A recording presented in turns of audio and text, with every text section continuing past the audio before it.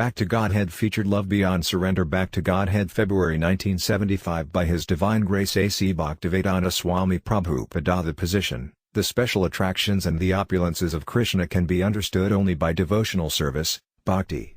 If we wish to gain the favor of a great personality, we must satisfy him by our service. Even in this material world, one cannot understand a great man by speculation alone. If we wish to understand what a great man is, we have to satisfy him with our service, friendship and love, and he will disclose what he has to offer us. Bhakti is a similar process. If we wish to know Krishna, his opulences and his special features, as well as his special attractive qualities, we must understand him through this process of devotional service called Krishna consciousness. Indeed, in the last chapter of Bhagavad Gita, Krishna himself says, Bhakti mam abhijanati yavanyas kasmi tatvata tata mam tadvidojnadvivizat tadanantaram. One can understand the Supreme Personality as he is only by devotional service. And when one is in full consciousness of the Supreme Lord by such devotion, he can enter the kingdom of God. BG 18.55. In the 7th chapter of Bhagavad Gita, Lord Krishna says, Manyasayanam sahasresu kasad yatati siddhe yadatam api siddhanam kasan mam vedi tatvata. Out of many thousands among men, one may endeavor for perfection, and of those who have achieved perfection, hardly one knows me in truth. BG 7.3. In other words, the vast majority of men are engaged in the animal propensities to eat, sleep, be merry, enjoy and mate a little.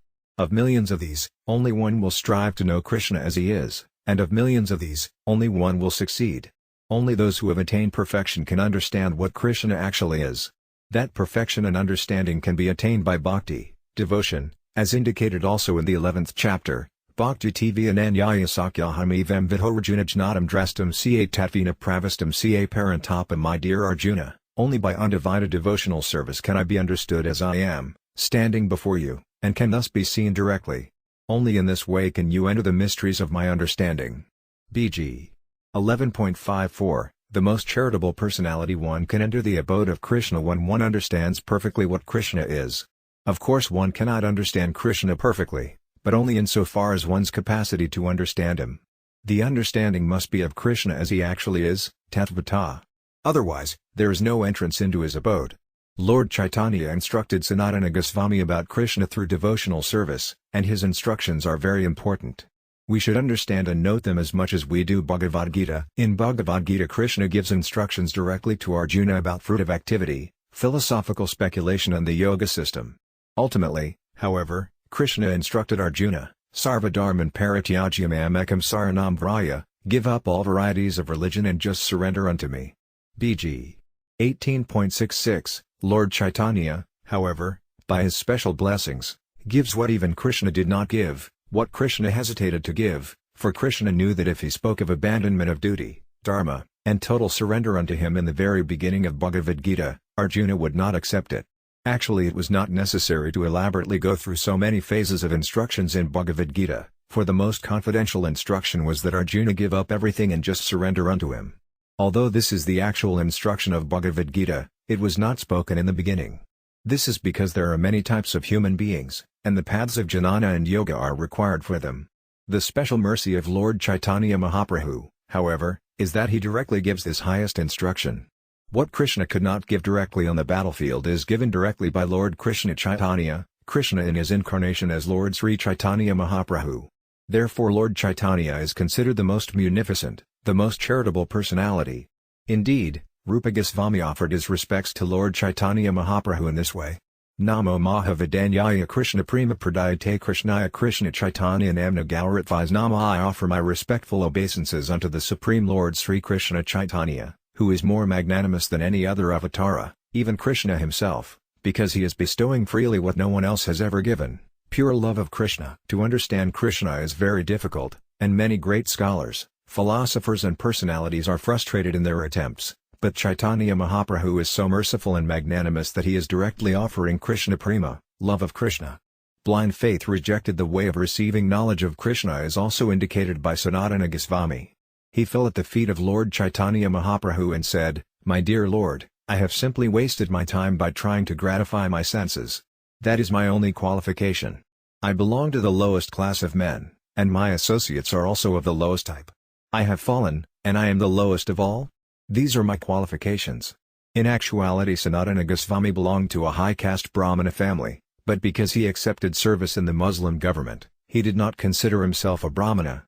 Traditionally, Brahmanas would never accept service of any type, they would starve first. Because Rupa and Sanatana Goswami accepted service, they were considered to be outside the Brahmana community. Although the social conditions at that time were very strict, Chaitanya Mahaprabhu accepted Sanatana Goswami and Rupa Goswami. We should not think, however, that Sanatana Goswami's position was unique. Nor should we consider ourselves as belonging to this community or that community, for in any case we have all fallen from our eternal position. When approaching a spiritual master, one should not be puffed up by his so-called qualifications. One should forget whatever nonsense he has learned and approach the spiritual master as a blind slave. This is the qualification. One must set aside his conceptions of I believe, and I think, and I cannot. Thus Sanatana Goswami is indicating that because he is simply absorbed with the animal propensities of eating, sleeping, mating and defending, because he has fallen from his eternal position, because he is ostracized and his association is low, and because he has wasted his time, he does not know what is actually beneficial to him. This is his statement, although he was very aristocratic and was a learned Sanskrit scholar. This is not a case of false humility, for Sanatana Goswami was a devotee. And unless he actually felt something to be so, he would not say it.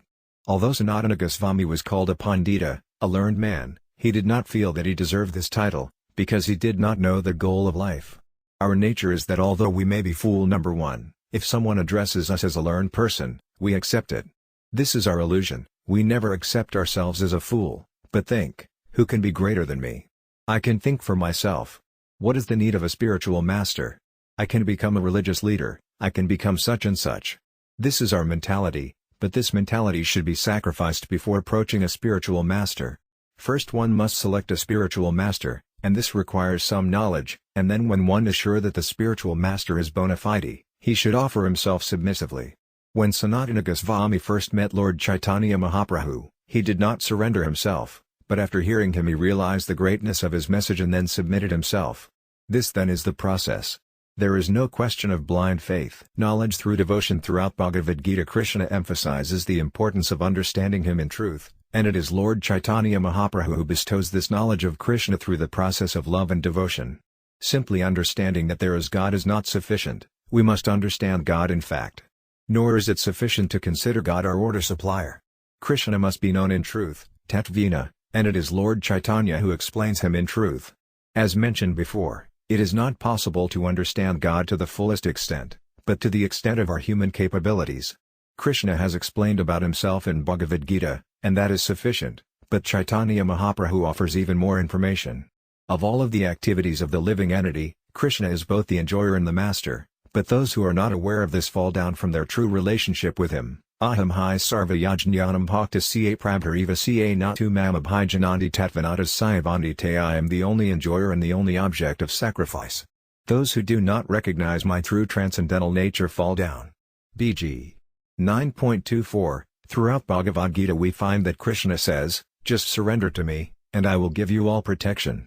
Lord Chaitanya, as Krishna himself in the role of a devotee, goes further in his explanation. He advises surrender, but in addition he explains the activities following surrender. Following surrender, there is worship, and the proper process for worship is described by Lord Chaitanya and his immediate followers, especially Rupa Goswami. The impersonalists, or Mayavadis, contend that God has no form, that he is impersonal, and that therefore it is necessary to imagine a form of the Godhead in order to render worship or to meditate upon him. However, this is refuted by Krishna.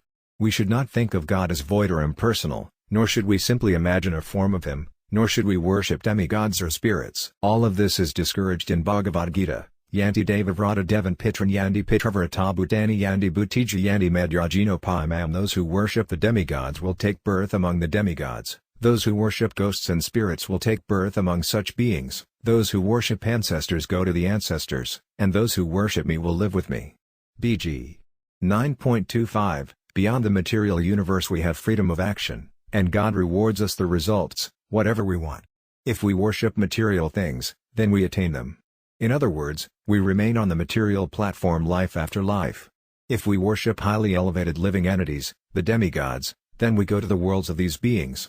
Similarly, if we worship our ancestors, we will go to their worlds also. And if we wish to go to the planet where Krishna resides, known as Goloka Vrindavana, we have to worship Krishna. This is certainly not unreasonable. If we wish to attain a particular destination, we must purchase a ticket for that destination and not another. Bhagavad Gita explains that the planet of Krishna is different from others, for when one attains it he is no longer to return to this material world. Abrahma bhuvanal loka punaravartina arjuna mama petya tu kantiya punarjanmanavidyate. From the highest planet in the material world down to the lowest, all are places of misery wherein repeated birth and death take place. But one who attains to my abode, O son of Kunti, never takes birth again. BG 8.16. Regardless of where we go in this material world, even to the highest planets, we have to return, sometimes to a higher position, and sometimes to a lower. Just as the soul transmigrates from one body to another, it also transmigrates from one planet to another. We should attempt to go to that realm from which we do not have to return, and that is known as the realm of Vaikuntha, the spiritual sky, which is beyond the material universe. If we remain always in Krishna consciousness, our transfer to that planet of Krishna is guaranteed. It is a question of practice, for the mental condition that prevails at the time of death determines the form of body one acquires in the next life. Just as we have to prepare for examinations in an ordinary school, we also have to prepare for the examination known as death. If we at all want to transfer ourselves to that planet known as Krishna Loka, Kantamani Dhamma, then we have to practice. The human life is specifically meant for the practice of Krishna consciousness. Those who are even apprentices in this realm are already considered liberated, just as a sincere student who is preparing himself for his examinations may already be considered to have passed them. In other words, he prepares himself so thoroughly that his passing of the examination is guaranteed.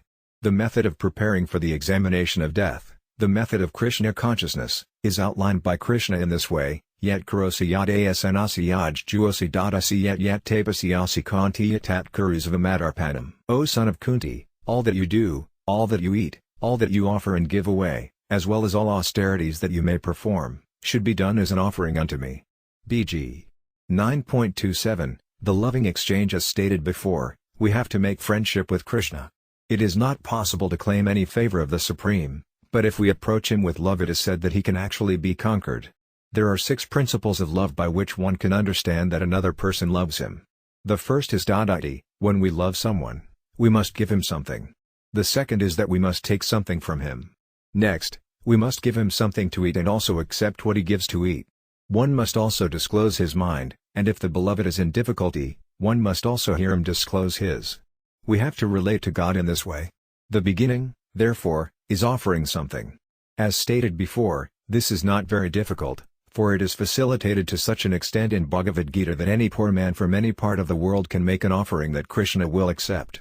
Patram puspam phalam toyam yomi bhakcha prayakati tadaham bhakti upardamayasanami prayatatmana. If one offers me with love and devotion a leaf, a flower, fruit or water, I will accept it. BG 9.26. These 4 items can be offered universally. No one is so poor that he cannot offer a leaf, or a flower, or a piece of fruit, or a little water. Indeed, it is not possible even to live without water, so there is no excuse for any living being not to make an offering due to having no offerable object. It is not the gift that is important, but the love with which it is offered. Love is the principal ingredient. Because the gifts are brought with love, Krishna accepts them. God is full, but he accepts our devotional love. Love means that we should offer Krishna the most dear, the choicest, the best thing. It is not that we should keep sumptuous foods for ourselves and offer Krishna only a leaf and a little water. That is known as cheating, and of course it is not possible to conceal this cheating from Krishna. Since everything belongs to Krishna, it is really not possible to offer him anything, therefore the only thing we are actually offering is our love. All goods and resources in the universe are supplied by Krishna. The same objects may be there, but if we utilize them to gratify our senses, we go to the darkest regions of the universe, and if we offer them to Krishna with love, these very objects become spiritualized and become a means for liberation. The consciousness for peace. Simply by changing our consciousness we can spiritualize the whole world. The world is anxious for peace, and this is the actual method, change of consciousness. If we encroach upon God's property and try to utilize it for our own purposes, then there is no possibility of peace. Everything in the world belongs to God, nay, everything in the creation, and it is necessary for us to acknowledge this. If we steal something from someone else, we cannot expect peace. Nor can we ever really expect to enjoy that stolen property, because we will always be anxious about being caught. Similarly, By stealing from God we become subject to apprehension by His police force, which is known as material nature. As soon as we use the property of God to gratify our own senses, nature will inflict miseries upon us. This is the law of nature and is clearly stated in Bhagavad Gita. Divihaya sagunamayi mama maya duratyayamam eva ye prapadyant maya medam taranchite. This divine energy of mine, consisting of the three modes of material nature, is difficult to overcome. But those who have surrendered unto me can easily cross beyond it. BG 7.14 It is not in our power to surpass the stringent laws of material nature. Gunamayi refers to the three modes of goodness, passion and ignorance.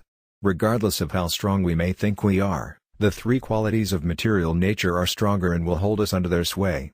To extricate ourselves, we should not attempt to dominate nature by utilizing her resources for our own personal gratification but should offer whatever resources are there to the Supreme Lord and then partake of them. This is Krishna consciousness. The Lord is supplying us with everything, and all we need do is acknowledge it. If we offer things to God and God accepts them, He becomes our friend, and if God is our friend, we will not want anything. We will find ourselves totally fulfilled and will find that we have everything. There will be no anxiety, for once we know that Krishna is our friend and protector, we will become peaceful automatically. A senior member of the Hare Krishna movement tells how Krishna consciousness has gone from east to west and back again.